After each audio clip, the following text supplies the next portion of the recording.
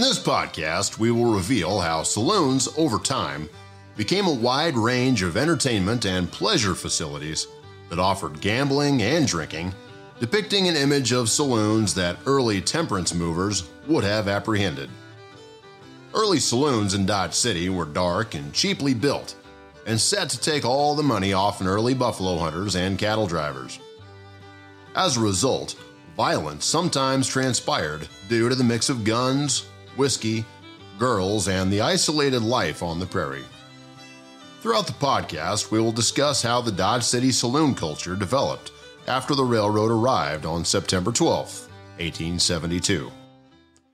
In the beginning, Dodge City was a buffalo town for a few years before the cattle drives began in 1874, and its cultural vices continued to grow in saloons until the Kansas Prohibition took effect in 1881.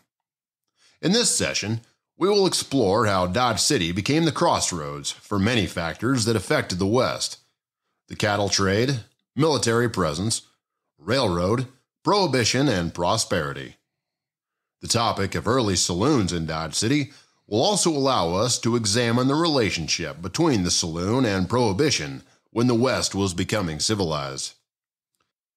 Dodge City, consequently, makes a revealing subject in examining the saloon's early history, partly because of the precise ways the city and population tried to negate the money brought in by saloons and the immoral behavior that some saloons promoted. In addition, Dodge City's saloon story demonstrates how the public opinion of the saloon changed as the world they found themselves in changed. The specific story we are about to explore and the details of the early history of Dodge City saloons may be unique. Still, the overall theme of how saloons were founded in Dodge City is similar throughout the history of the West. Wild West Podcast is proud to present Early Saloons in Dodge City with our special guest, Mr. Keith Wondra, the newly appointed curator at Dodge City Museum.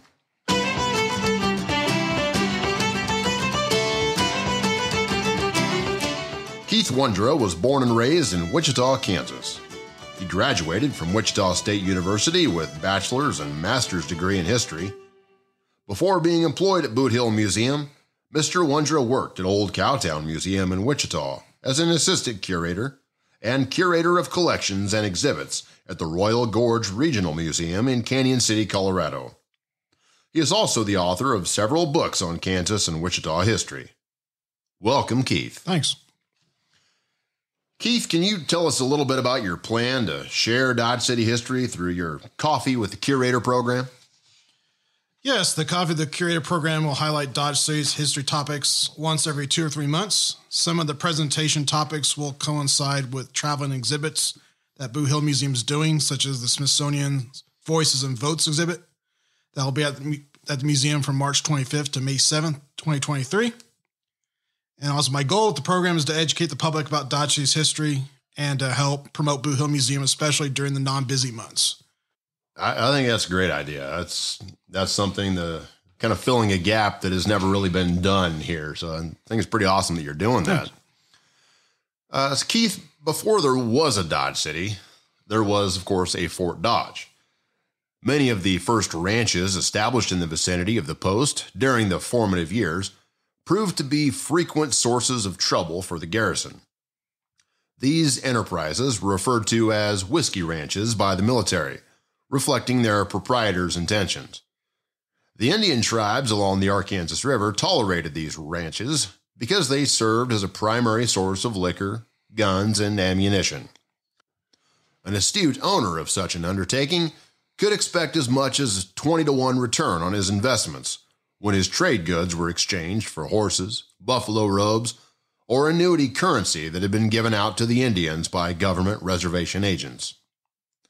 The public trains, which frequently passed by the fort, proved to be a severe problem for the garrison's officers.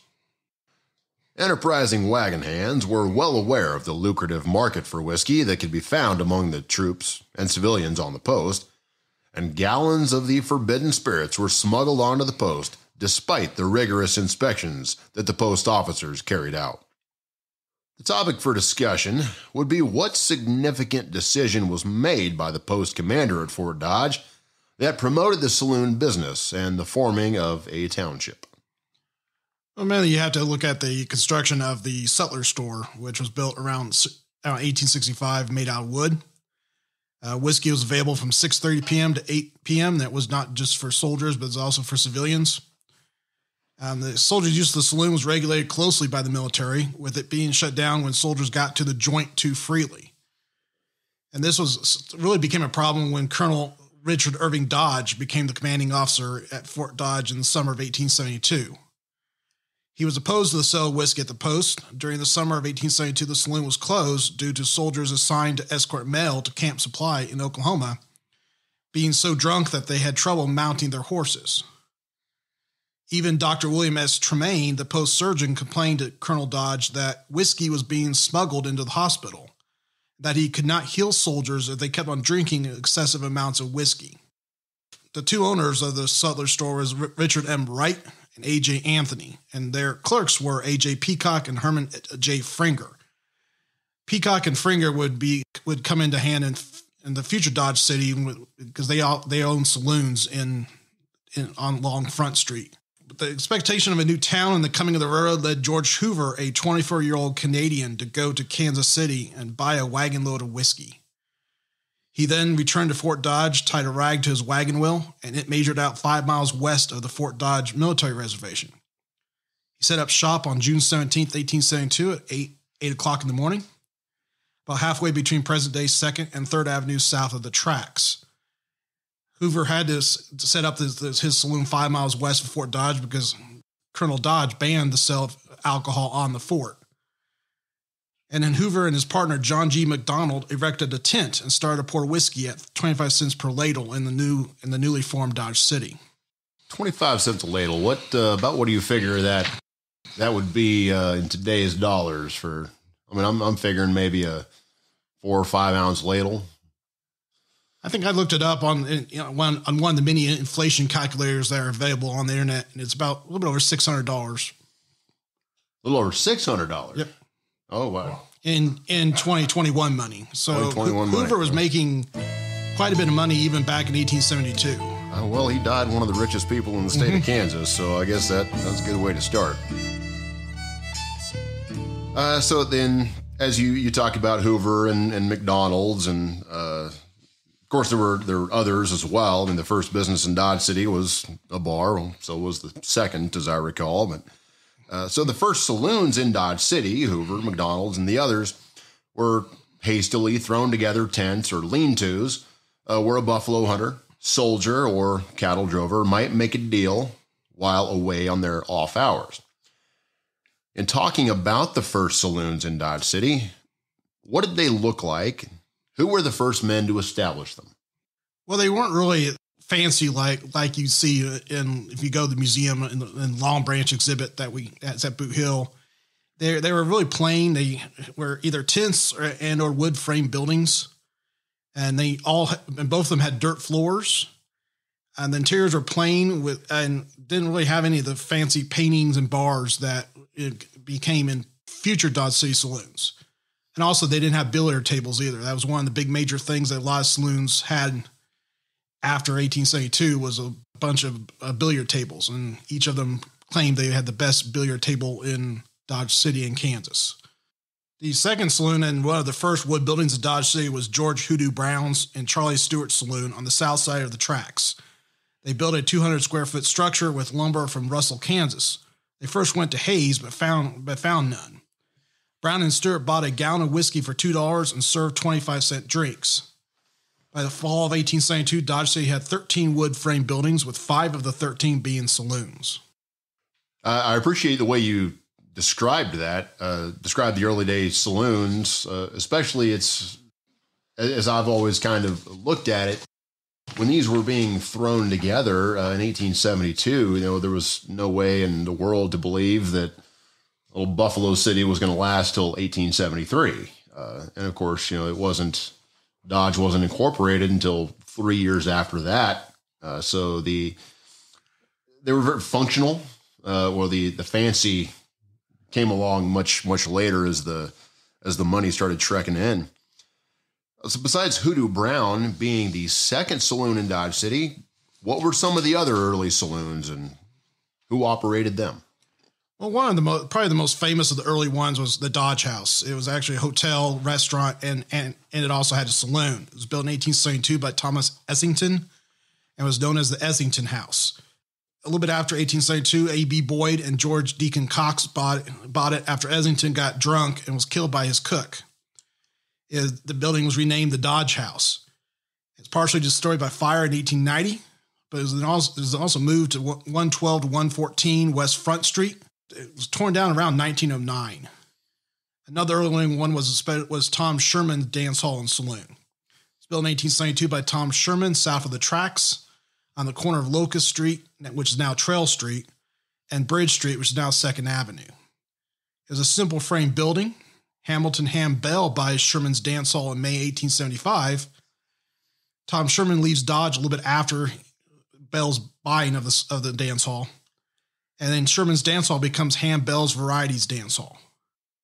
So Keith, I'm glad you mentioned Tom Sherman's Dance Hall. Of course, Sherman being part of the vigilante group and I think one of the most quintessential characters of earliest pre-incorporation, pre-law enforcement vigilante-run Dodge City when it was literally, I'd say, about as close to hell on earth as you could get. One of my favorite Western stories actually comes from Tom Sherman's Dance Hall that has been almost a print the legend kind of story for decades until really maybe in the last 15, 20 years, it's really, all the research has really become together to prove that this isn't case. Fact that one of the most well-known Western cowboy ballads actually has its origins in Tom Sherman's Dance Hall. So, and as the story goes, Sherman, after being the bar owner, businessman that he was, saw a cowboy who was being, rather belligerent in the saloon.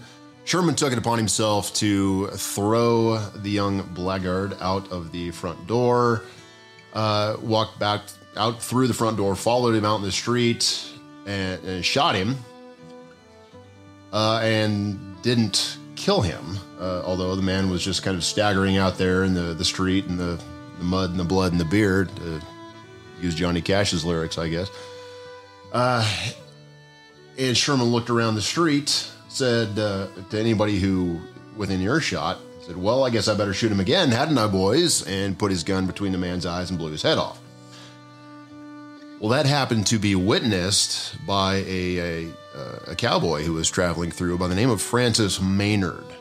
Maynard was a poet of very little note in the modern era, although he is several collections of his poetry can be found today. He wrote a poem, lyrics that were sort of based on the old Irish ballad Bard of Armagh, set to the tune, and as it started out, "As I rode out past Tom Sherman's barroom." And these lyrics eventually evolved into the cowboy ballad we know now as Streets of Laredo, which originally just, I said, has its origins in Tom Sherman's barroom in Dodge City. So one of the stories that I love about old Dodge. So then besides those two saloons that you mentioned, what other early 1872 saloons of note were there? Well, you had Hoover and McDonald Saloon along, and that kind of coincided with their wholesale liquor warehouse. Around the fall of 1872, Hoover and McDonald moved their saloon to Wooden's Frame Building on Front Street. Originally, the saloon was actually originally south of the tracks in a tent, and they moved it 5 doors east of the northeast corner of 2nd Avenue and Front Street. They were in this location until 1875, and in about 1875, Hoover bought out McDonald's interest and moved 1 door west, which is 4 doors east of the northeast corner of 2nd Avenue and Front Street. He was actually 1 door east of the future Long Branch Saloon. Hoover was at this location in 1884 when he moved his saloon and wholesale liquor business to 3 doors west of the northwest corner of Railroad Avenue and Front Street. He closed the saloon and wholesale liquor business in 1885. That he kind of felt that the prohibition was gearing up, and he wanted to get ahead of it. So he sold it and actually started concentrating mainly on his mill that he had south of town. Another early saloon was the Alhambra. It opened in 1872 on the northwest corner of First Avenue and Front Street. It was opened by Peter L. Beatty and James Dog Kelly. Building the house of the saloon was extremely well traveled by the time it got to Dodge City. In August of 1872, it was first erected in Leavenworth, Kansas, then moved to Junction City, then Ellsworth, then to Hayes, and then finally to Dodge. In 1874, Kelly reinforced the frame structure and added a restaurant and a billiard table. In 1879, the one-story structure was moved and work began on a two-story structure, which later became the Opera House. Another early one was the Billiard Hall Saloon. It opened in the summer of 1872 by A.J. Peacock, who originally was a clerk in the Sutler store at Fort Dodge. His saloon was actually 4 doors west of the northwest corner of First Avenue and Front Street. Peacock heavily mortgaged the property, and by September 1876, he sold it to Chalkley Beeson. Beeson then renamed the saloon the Saratoga.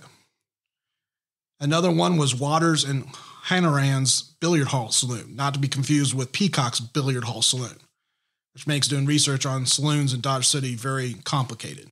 Opened in the summer of 1872 by Moses Waters and James Hanaran, 2 doors east of the northeast corner of First Avenue and Front Street. Their saloon was one of the first in Dodge City to have a billiard table. By 1874, they had attached a livery and feed stable. Moses Waters became the sole owner in 1877. Waters then turned the operation over to Henry Sturm, who renamed it the Occident Saloon. Sturm remodeled the Occident by adding a Bonton parlor where his German-American friends could sip their lager beer quietly. And those were basically the earliest saloons in Dodge City that are known. There's quite a few more that aren't known, that aren't printed in the newspapers or in books.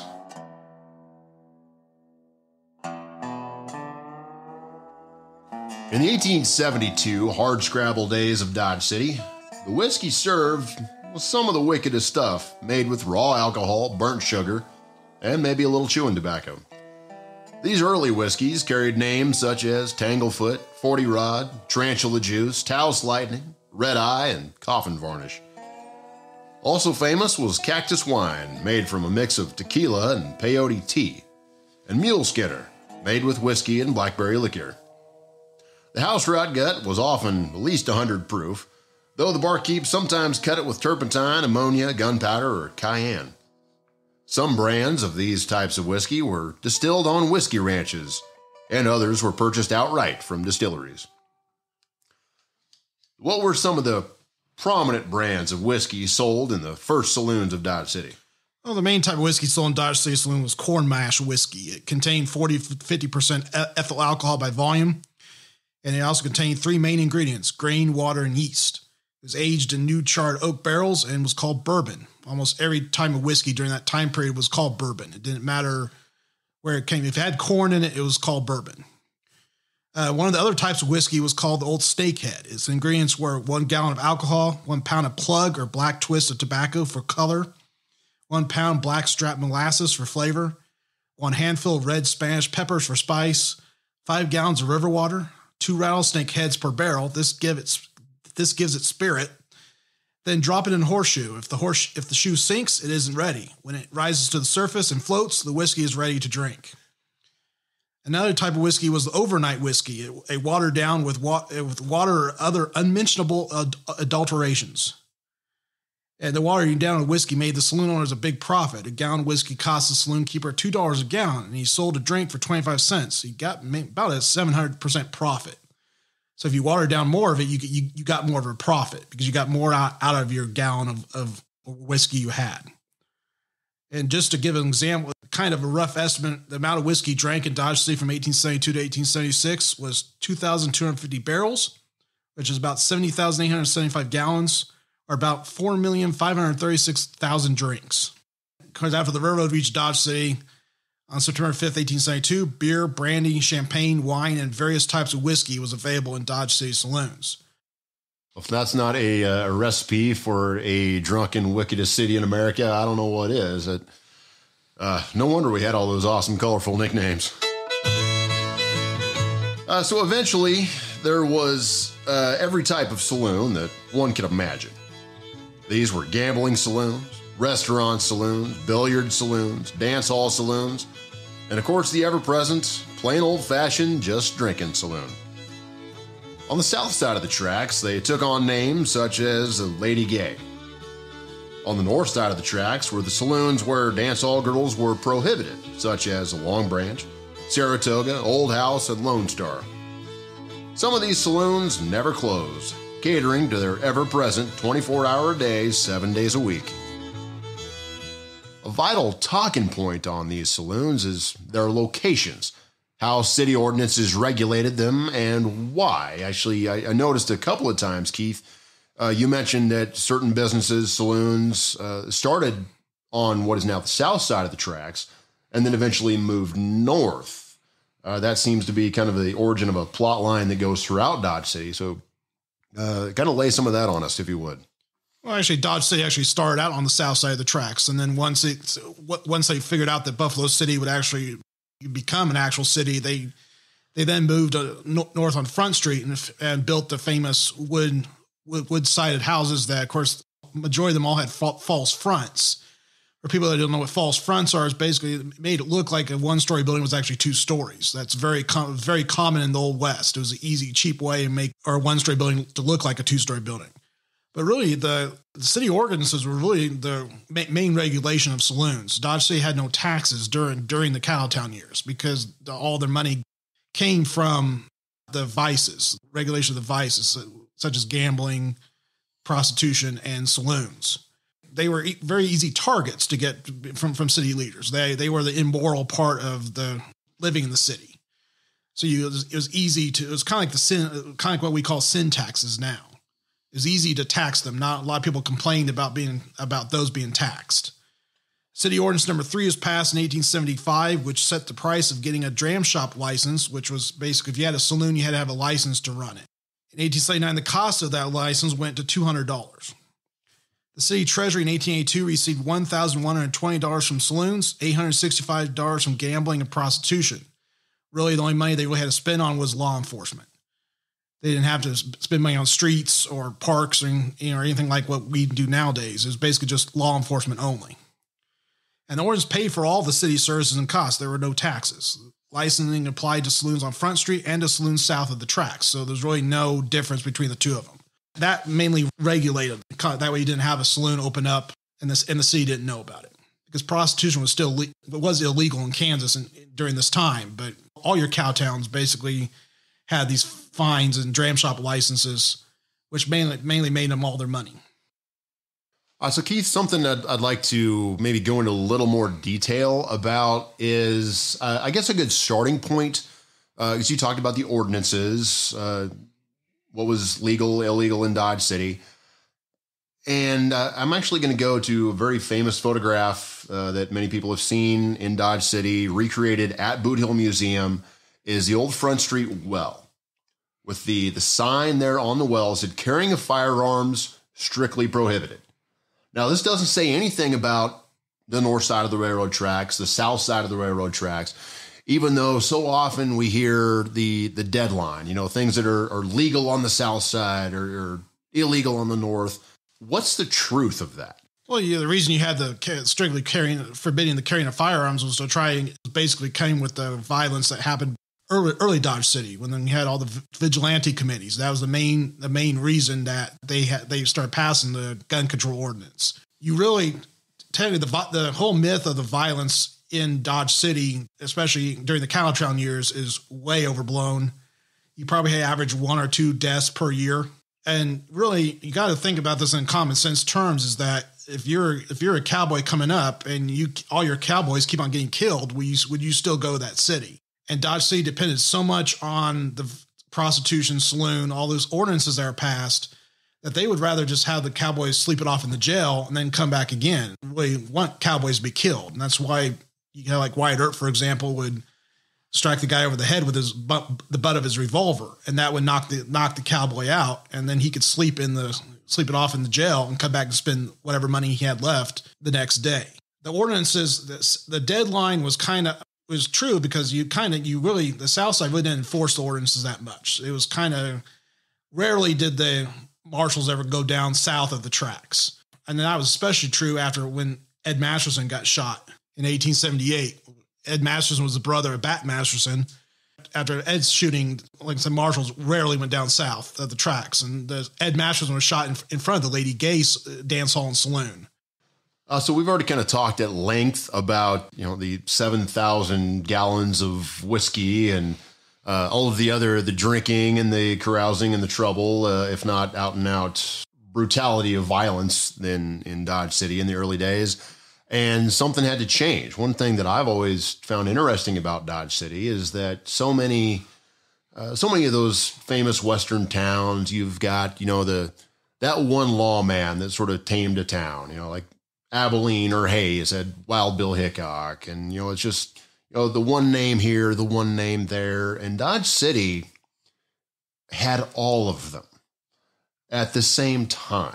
Wyatt, Bill Tillman, Bat Masterson, Charlie Bassett, Ed Masterson, all of the entire Masterson and Earp family, all serving the law over the same period of years. And I think it took that much manpower to corral early Dodge, to calm it down, so to speak.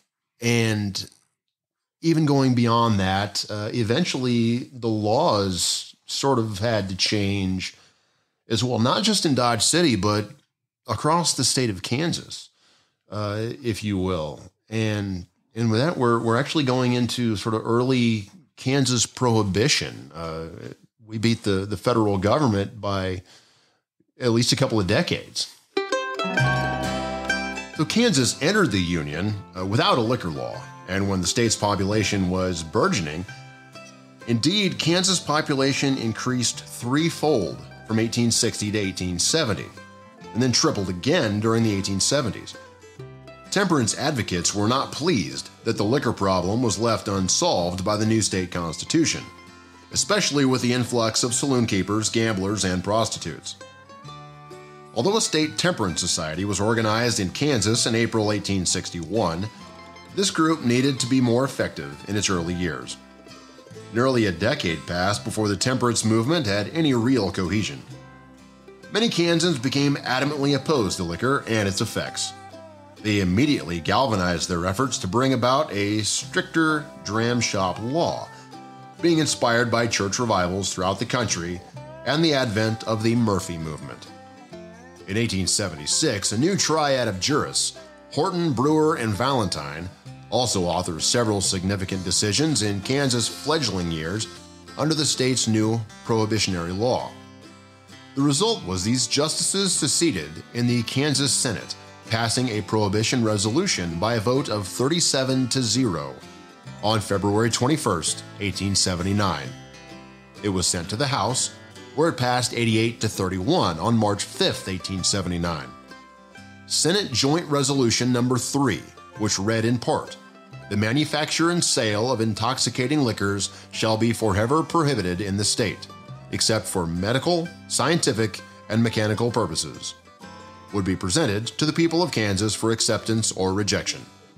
It was not until January 1, 1881 that the Kansas Constitution ensured that Kansas became legally dry through the Prohibitory Enforcement Act. It took almost 2 years for the reformers in Dodge City to take action, and when they did, it became known as the Saloon War of 1883. So Keith, what were the initial phases of Prohibition leading up to the Saloon War of 1883, and what were the after effects on the sale of liquor in Dodge City? The acts leading up to the Prohibition was the temperance movement, which in Kansas became well organized by 1878. It started earlier than that, but it really didn't become a factor until 1878, especially until you got the election of John St. John to become governor, a very pro-temperance governor. And then especially when he passed the constitutional amendment and started in 1881, That really was supposed to make Kansas dry, but unfortunately that did not happen. Cities like Dodge City, for example, ignored the rule. Even to the chagrin of the governor, they ignored it.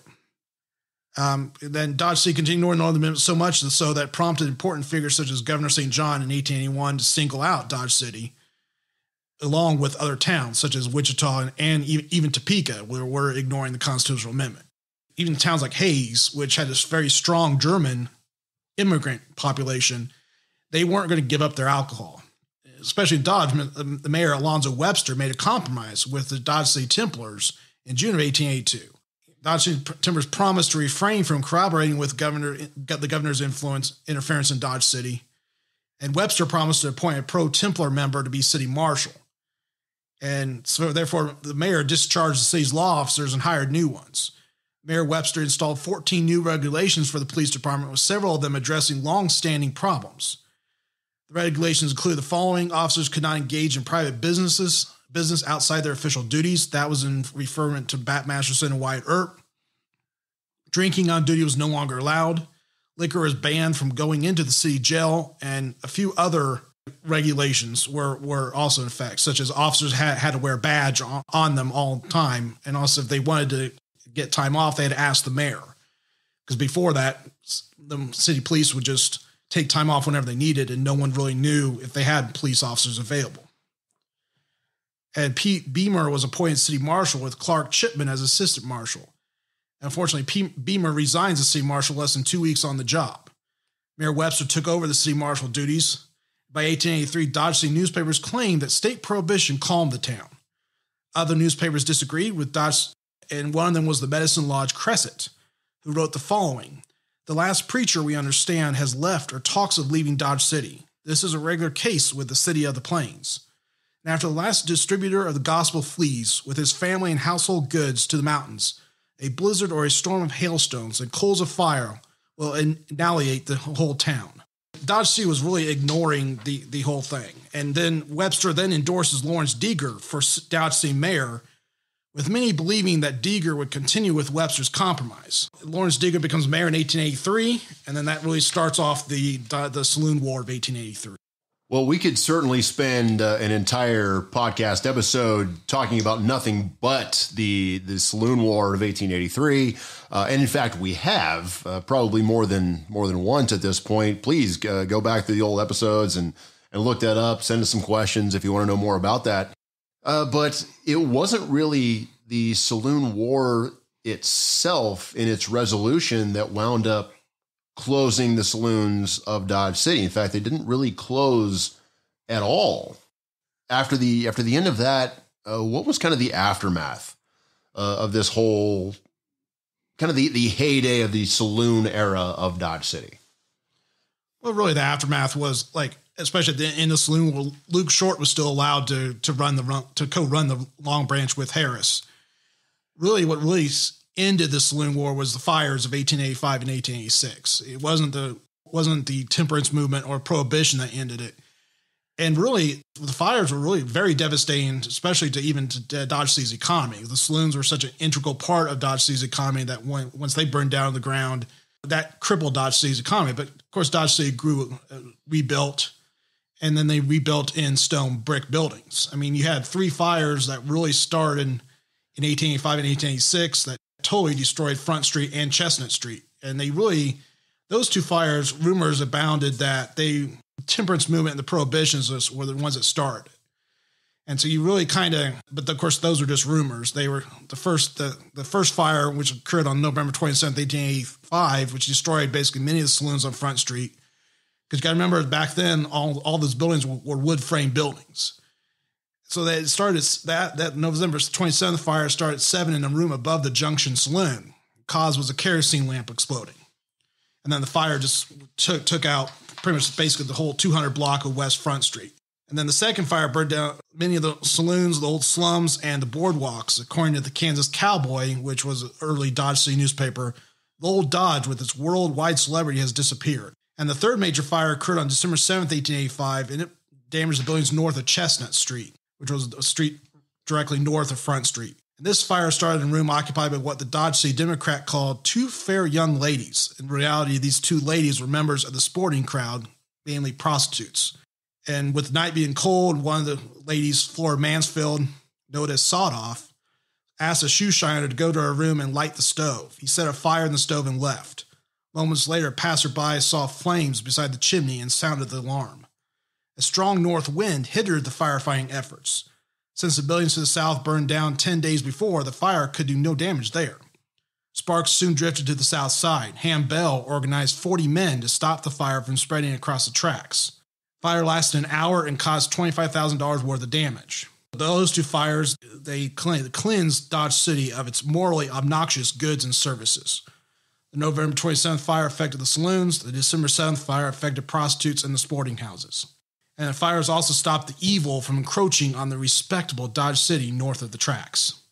And then the rest of the Dodge City saloons were destroyed on August 27th in 1886 by another fire. They destroyed everything starting from the corner 100 block of West Front Street all the way to the Dodge House. The Dodge House was spared. Any other wood frame buildings that were on that side of Front Street basically went up in flames. So very, very destructive year there in Dodge City, made only worse by the following year, the winter of 1886, 1887, with the destructive blizzards that really sealed the end for old Dodge City. That was kind of the end of the original Dodge City. The fires, the blizzard, really sort of just washed away, as you said, all the evils and vice of old Dodge, and we're left with a very nice modern town now. Still as much of a cattle town as it ever was, but maybe not with the overt drunkenness, gambling, prostitution, and all the fun stuff. So thank you very much, Keith, for being here. It's great to sit down with you, talk with you, wishing you all the best with the upcoming Coffee with the Curators and just your curator job as a whole. Blessings on what you can bring to Boot Hill Museum. We do love that place. So. Well, that's it for now. Remember to check out our Wild West Podcast shows on iTunes or wildwestpodcast.buzzsprout.com. You can catch us on Facebook at facebook.com/Wild West Podcast or on our YouTube channel at Wild West Podcast, Mike King, YouTube. So make sure you subscribe to our shows listed at the end of the descriptive text of this podcast to receive notifications on all new episodes. Thanks for listening to our podcast. If you have any comments or would like to add to our series, you can write us at wildwestpodcast@gmail.com. We will share your thoughts as they apply to future episodes. Join us next time as we continue our story of the life and times of Dave Mather, Part 3, Return to Dodge City.